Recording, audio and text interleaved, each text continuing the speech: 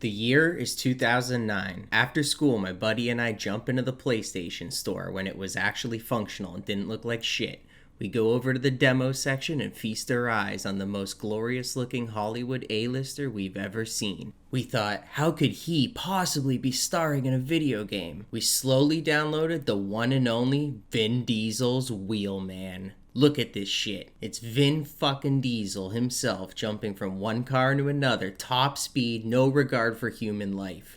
We needed to play this game. We walked down to our local Blockbuster. We went to the rental section only to find Wheelman totally rented out. We meandered around the Blockbuster until we came across another game starring Mr. Diesel. That game was the Chronicles of Riddick, Assault of Dark Athena, a sequel that includes a remaster of the 2004 classic The Chronicles of Riddick, Escape from Butcher Bay. We knew absolutely nothing about this game, and it was for purchase only, not rental. But we lived our lives a quarter mile at a time, and I put the cash up and unknowingly walked home with one of the greatest video games I have ever played. The dark can't protect you.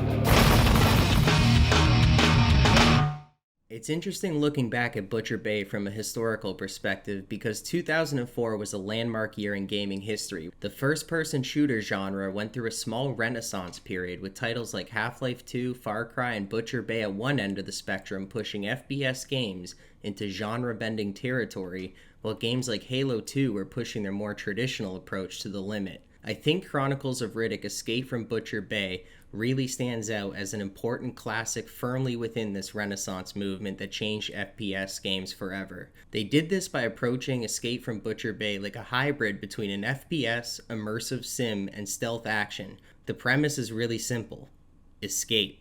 The game is clearly inspired by Half-Life and Splinter Cell, and its structural DNA is a nod to the film Escape from Alcatraz. Butcher Bay, the max security prison itself, has an overwhelming presence for the player to overcome, and like any prison in real life, you can't just grab guns off the rack in your cell.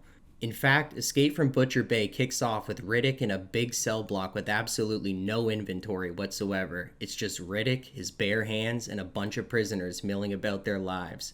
This section of the game is short, but shines as a prime example of Butcher Bay's one-of-a-kind atmosphere. There is a prison culture here, and you get to learn the ins and outs through light dialogue trees and small quests. This game doesn't give you a clear escape plan. It's up to you to explore around to begin your escape. Since you're barehanded, the game has absolutely brutal fistfights with prison gangs and neck snaps on guards from the shadows. The combat is extremely violent, brutal, and personal, where every fight feels like life and death, not some video game trash mob.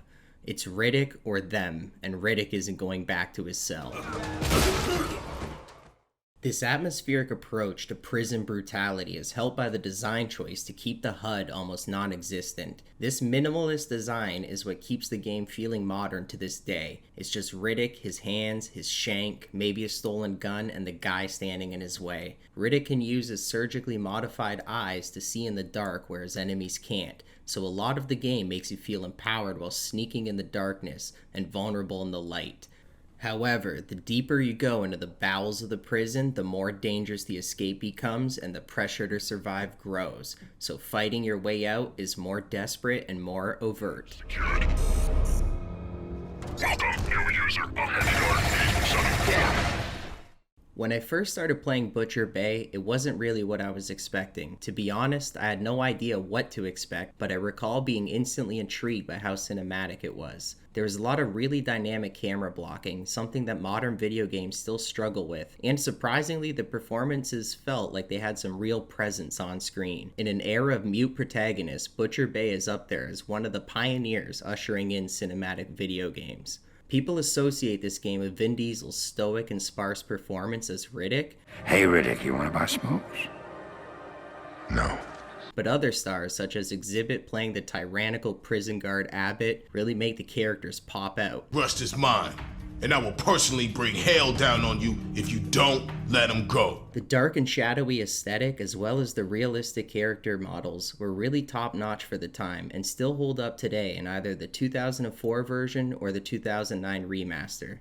Unfortunately, the game has been delisted, but I suggest people find a way to get a copy of this and immerse yourself in Butcher Bay, one of the top 5 greatest video game settings of all time, along with Arkham Asylum, Rapture, Shadow Moses, and other great immersive classics. Thank you.